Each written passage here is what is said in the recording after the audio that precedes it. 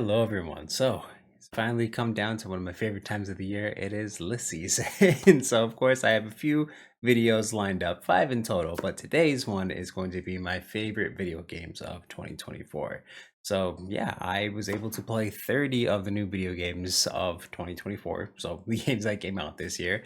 And again, too, these are just going to be my absolute favorite games that I was able to play. So, of course, too. I was not able to play everything that came out this year, so if you don't see something that made your list, please let me know what it is because, of course, I would love to go around and play all the games that I missed this year. Just gotta find the time. Always gotta find the time to do so. So, yes, without further ado, I'm going to get into, again, to just my favorite games that came out this year. And I'm going to start really quickly with some honorable mentions.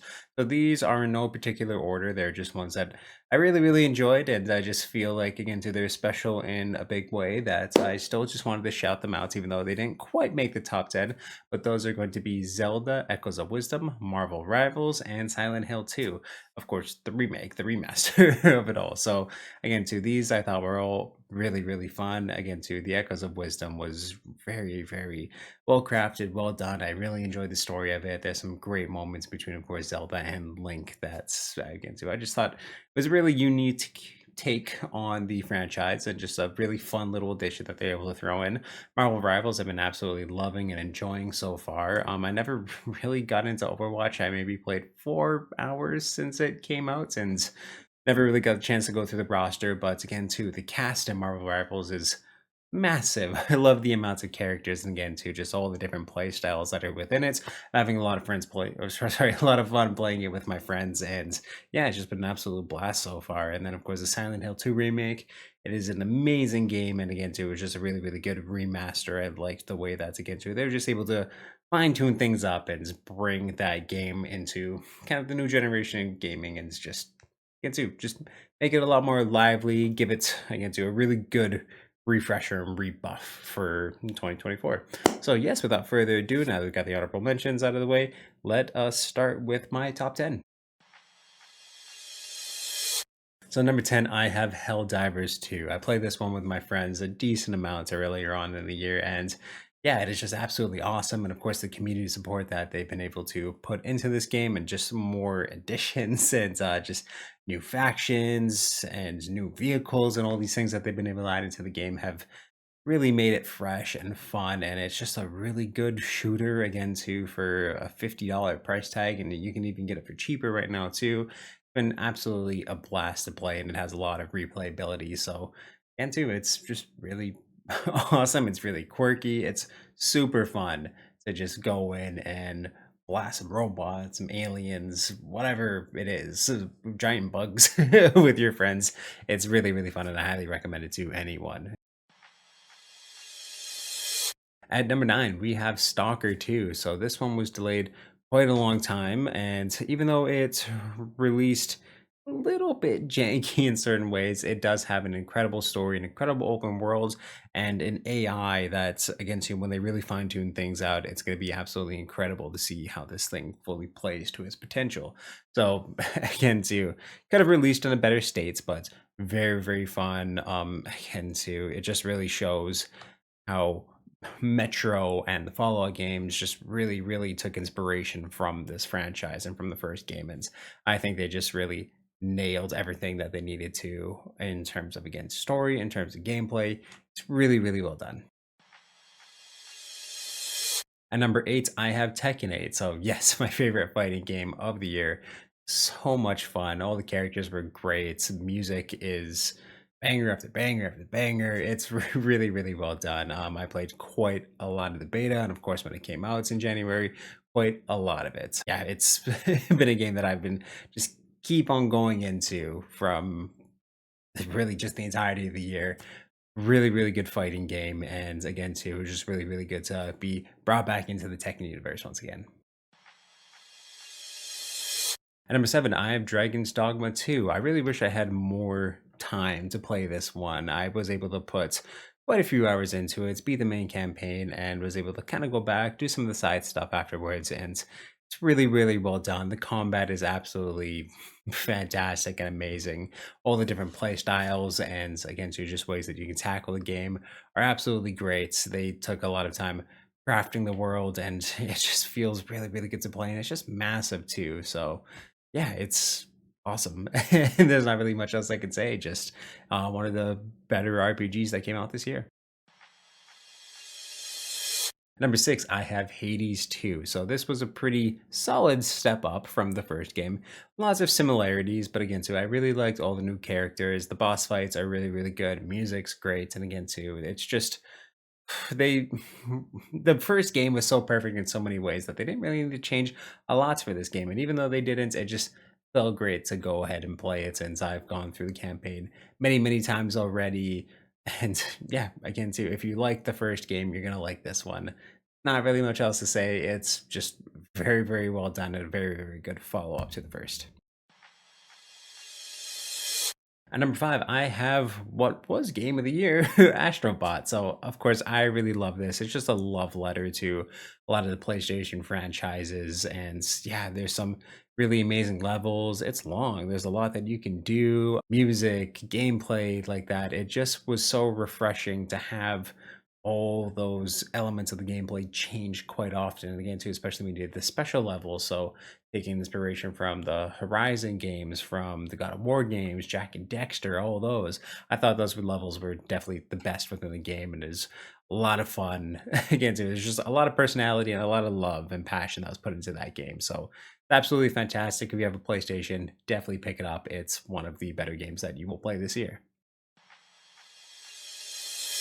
At number 4, I have Warhammer 40K Space Marine 2. So yeah, this game kicked a lot of ass. It was so badass. It was a lot of fun to play. Yeah, really, really good story. Again, to just everything that goes on, even in the background. So all the little details within this game are absolutely amazing. They nailed the combat like they did in the first game, like we all expected them to for the second one. But yeah, it just really did a good job handling the lore, handling everything within it. So they really crushed it. Again, too, this series is really starting to pick up steam from having episodes in Secret Level to the Henry Cavill universe that's going to be coming soon. So again, so to really get a feel and it's just another awesome, badass, epic story within it. So it did again to explain quite a bit of the lore and show a lot of it was very, very awesome. And yeah, if you like Gears of War, look at just any badass Doom, things like that, just games that make you feel unstoppable. This is definitely one for you to check out. So number 3, I have the Elden Ring DC Shadow of the Erdtree. Again, too, there's just not much to say that there's just an amazing expansion from the original game. There's so much more to do within this. The boss fights are incredible, very hard, very difficult, but just again, too, so much fun to jump back into that challenge of Elden Ring and just again to expand the lore, expand the story, and just give players a lot more content to jump in. It was definitely worth the price tag, and it's definitely worth the many, many hours of grinding and frustration of dying and dying and dying and trying again. But again, too, there's it's just so damn good that you can't help but keep throwing yourself into those situations. So yes, Shadow of the Erdtree number 3, incredible expansion. At number 2, I have Black Myth Wukong. I really thought for a long time that this was going to be my number 1. I was bouncing around a lot with it, in all honesty. It was just an incredible game, an incredible adaptation of Journey to the West. All the boss fights, absolutely incredible. The visuals, insanely good. Into boss fights, kicked a lot of ass. I really enjoyed the gameplay. I really enjoyed the story. Even though it was very sparse and you had to find a lot of meanings yourself. If you didn't know Journey to the West, you're probably very lost within it. But again, too, it was just great to jump into this world and get lost in it. And yeah, there's just so much that this game got right. And really just breathtaking in everything that it did. It was an absolute spectacle to play. I'm so glad they took their time with it because it really paid off, and I can't wait to see what Game Science does next. Because yeah, just what an absolutely fantastic adventure that they're able to craft. Right, and at number one, Indiana Jones and the Great Circle. I love this game so much. Yeah, it was again too just years and years of having the movies not really do a lot for me, especially the last one that came out last year. Yeah, this was just absolutely a treat and a spectacle to enjoy. Troy Baker sounds exactly like a young Harrison Ford. I thought the humor was very well crafted. Again, too, like even though I was playing a game, I felt like I was watching a movie almost the entirety of the time. It was just everything that I've wanted from the franchise for quite a long while here. And yeah, they just did an amazing job again to just capturing the spirits of the old movies, especially one, two, and three. It's like I said, just a cinematic spectacle. I loved absolutely loved the gameplay. I thought it felt really, really damn good. Some of the first trailers that they showed off, it did look a little stiff, but it doesn't play like that at all.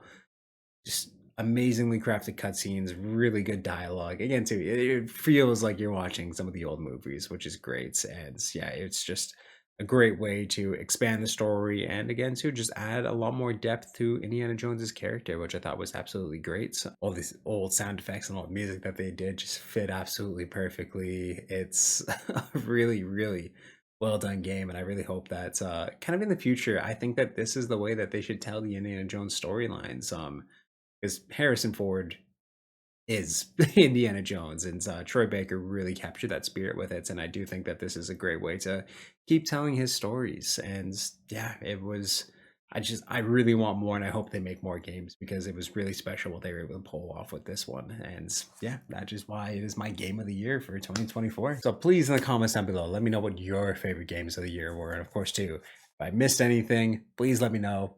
Love to play all these games if I didn't get the chance to. So yeah, please leave those down in the comments. Of course, if you like what you see here, subscribe, like the video, of course, if you like this video. And yeah, I got more lists coming. What some of the next ones I have are definitely going to be my favorite upcoming, are going to be my most anticipated games of 2025. I'm definitely going to do my most anticipated movies of 2025 right away here too.